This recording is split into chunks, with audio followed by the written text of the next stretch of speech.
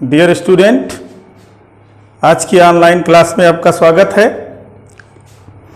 हम लोग सिंथेसिस पढ़ रहे हैं। सिंथेसिस में कंपाउंड सेंटेंस का निर्माण कैसे किया जाता है, इस विषय पर पिछले वीडियो में हमने पढ़ा कुमुलेटिव यानी जोड़ बताने वाले कंजक्शन, और दूसरा पढ़ा अल्टरनेटिव वैकल्पिक विकल्प बताने वाले कंजक्शन, और इसके बाद हमने पढ़ा एडवर्सेटिव विरोध बताने वाले कंजक्शन। ये कोऑर्डिनेटिंग कंजक्शन होते हैं जिनको लगाने से कंपाउंड सेंटेंस बनता है। हमें इनके बारे में जानकारी हासिल करना है, तो आज हम उसके आगे वाला पढ़ेंगे जिसको कहते हैं इलेटिव। तो देखते हैं illative conjunction.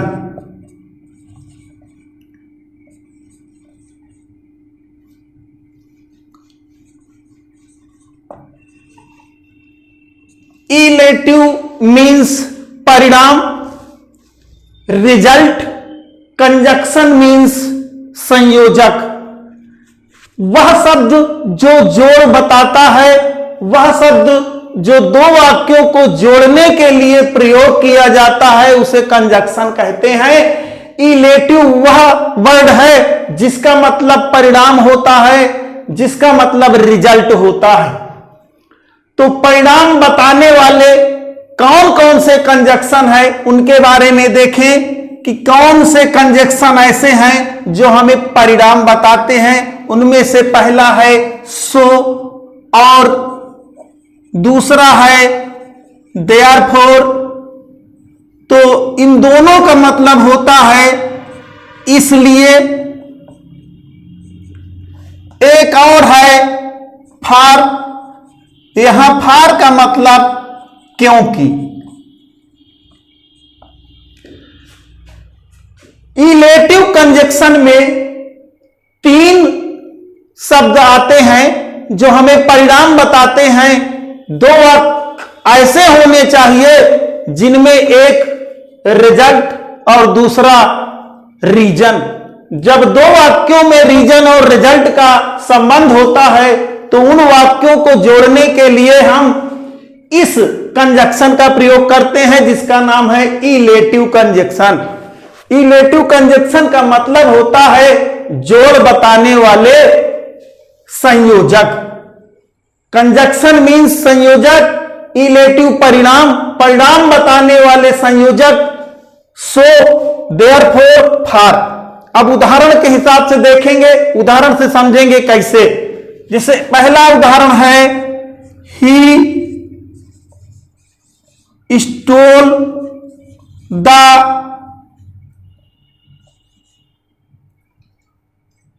Book of his classmate.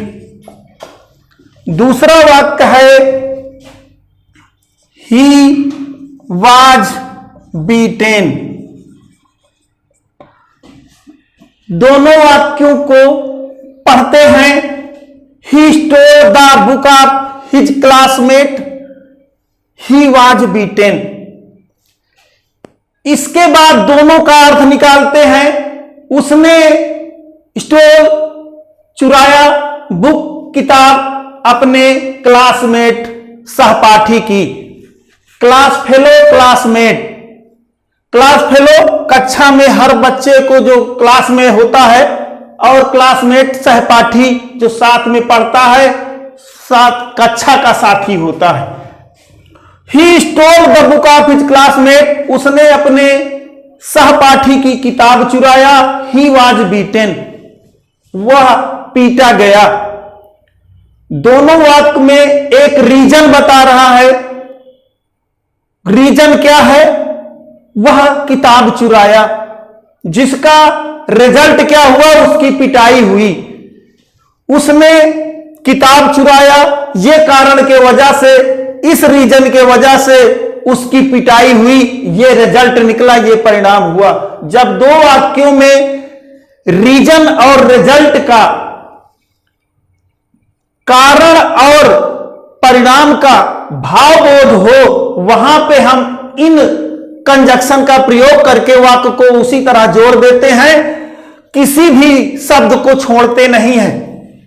तो जो रीजन बताए उसे पहले लिखते हैं, जो जिस वजह से घटना घटी, जो रिजल्ट निकला, जो परिणाम हुआ, उसे बाद में लिखते हैं, और बीच में इस शब्द को जोड़ने वाला जिसे कंजक्शन कहते हैं, ये कोऑर्डिनेटिंग कंजक्शन है, समान पदीय वाक्य है, दोनों अपने आप में स्वतंत्र हैं, एक दूसरे पर निर्भर वाक्य नहीं है। जो वाक्य स्वतंत्र होते हैं उन्हीं पर इनका प्रयोग किया जाता है।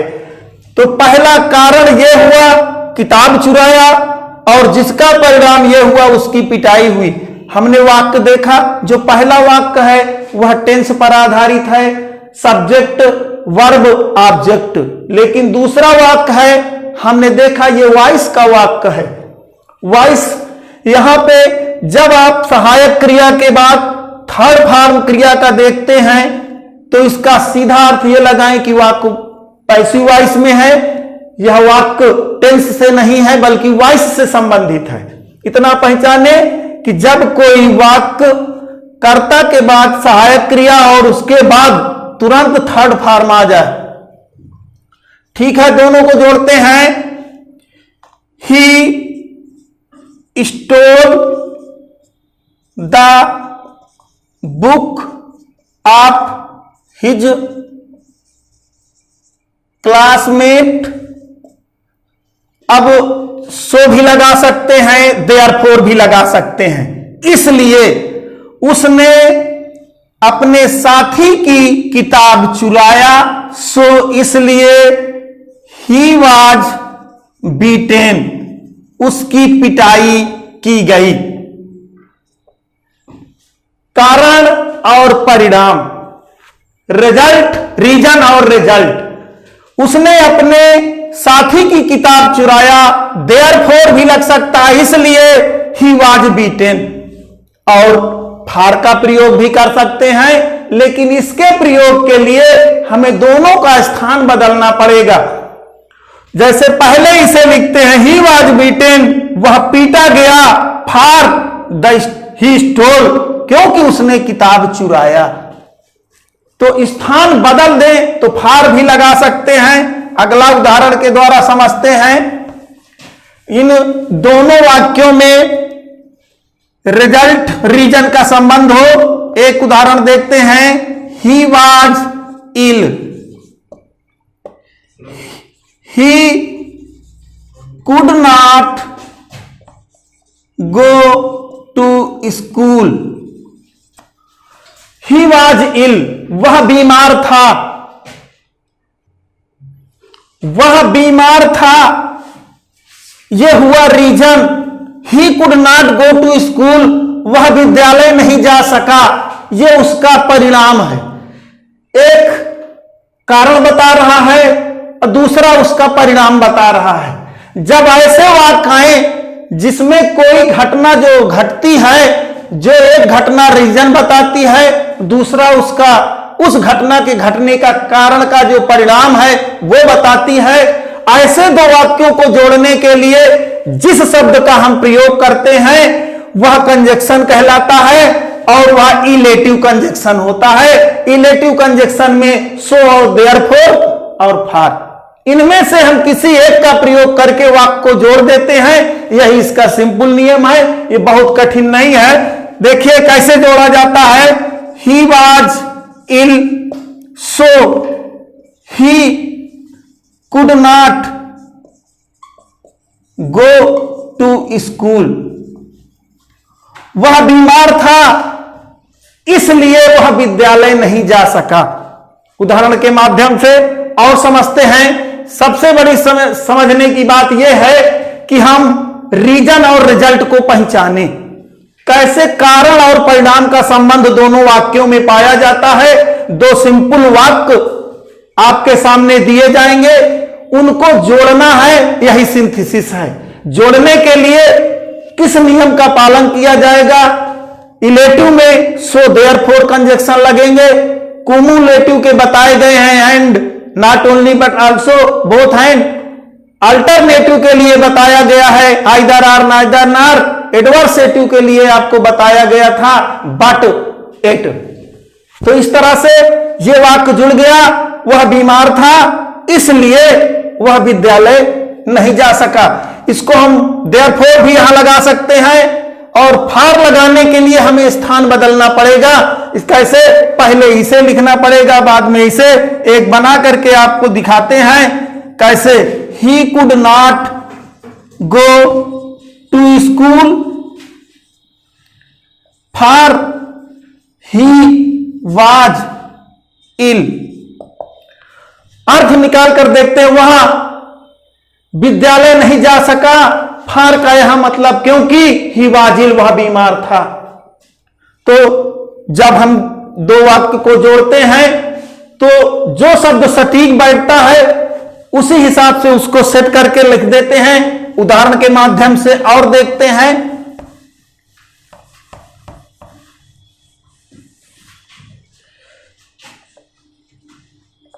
ही इज काइंड, वह दयालु है। एवरीवन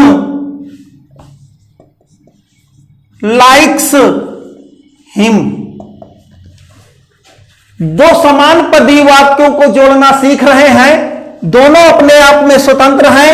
कोई भी ऐसा वाक्य नहीं है जो एक दूसरे पर निर्भर है, या एक को हटा देने पे दूसरे का कोई मतलब नहीं निकलता। ऐसा नहीं है, बल्कि अलग अलग दोनों के अपने मतलब हैं, अपने भाव हैं, और पूर्ण रूप से भाव व्यक्त कर रहे हैं। जब दोनों समान पद हो, इसीलिए उसे कोऑर्डिनेटिंग समान पदीय कहा गया है। दोनों समान पद हो, दोनों स्वतंत्र हो, तब हम जिस कंजक्शन का प्रयोग करते हैं उस कंजक्शन से जो बनता है उसे कंपाउंड सेंटेंस कहते हैं। और कंजक्शन इलेटिव पढ़ रहे हैं, सो देयरफॉर का प्रयोग पढ़ रहे हैं। तो पहले हम इसको हिंदी में जोड़ लें। वह दयालु है इसलिए एवरीवन लाइक्स हिम, सब लोग उसे पसंद करते हैं। कारण क्या है पसंद करने का? वह दयालु है। उसका परिणाम क्या निकला दयालु होने का? उसका परिणाम यह निकला कि सब लोग उसे पसंद करते हैं। तो यहां सो या देयरफॉर में से कोई एक लगा करके हम वाक्य को जोड़ देते हैं। He is kind, so everyone likes him.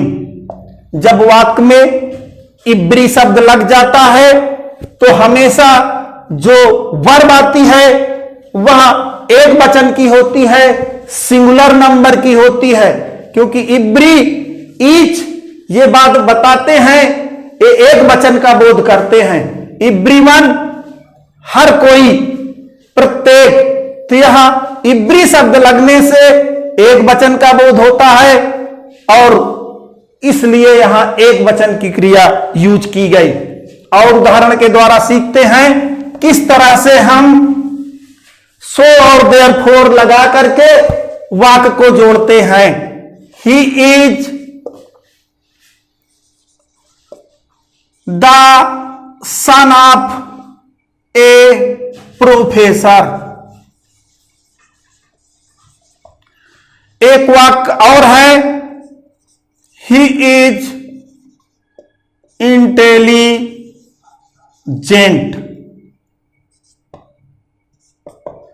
वह है सन ऑफ बेटा एक प्रोफेसर का, वह एक प्रोफेसर का लड़का है। ही इज इंटेलिजेंट, वह बुद्धिमान है। वह प्रोफेसर का लड़का है इसलिए वह बुद्धिमान है। जो शब्द सटीक बैठता है उसी को हम दोनों वाक्यों को बीच में लिख करके वाक्य को उसी तरह जोड़ देते हैं, कोई शब्द छोड़ते नहीं हैं। He is son of professor, वह प्रोफेसर का पुत्र है। ही इज इंटेलिजेंट, वह बुद्धिमान है। दोनों वाक्य जोड़ने के लिए हम सो का भी और देयरफॉर का प्रयोग कर सकते हैं। He is the son of a professor, therefore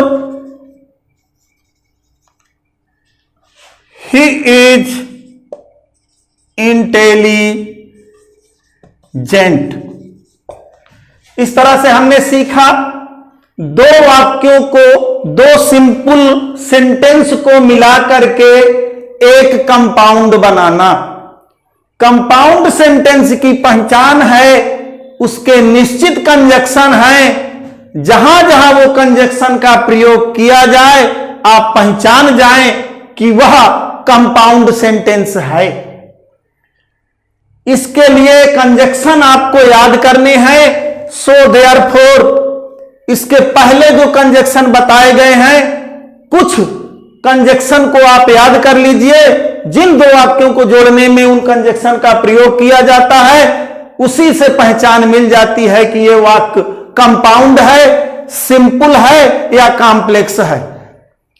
इसके अलावा, इनको समझने के अलावा और कोई विधि नहीं है। हमें इन चार कंजक्शन को याद रखना है। चार में से सब है क्यूमुलेटिव, अल्टरनेटिव, एडवर्सेटिव, इलेटिव। एक जोड़ बताने वाला है, दूसरा विकल्प बताने वाला है और तीसरा विरोध बताने वाला है। दो वाक्य आपस में एक दूसरे के विपरीत अर्थ रखने वाले हो। और अंतिम जो इलेटिव है इसमें परिणाम कारण का संबंध जाहिर किया गया हो, बताया गया हो, दर्शाया गया हो तो इसका प्रयोग करते हैं। Thank you. इसी के साथ आज का वीडियो समाप्त होता है।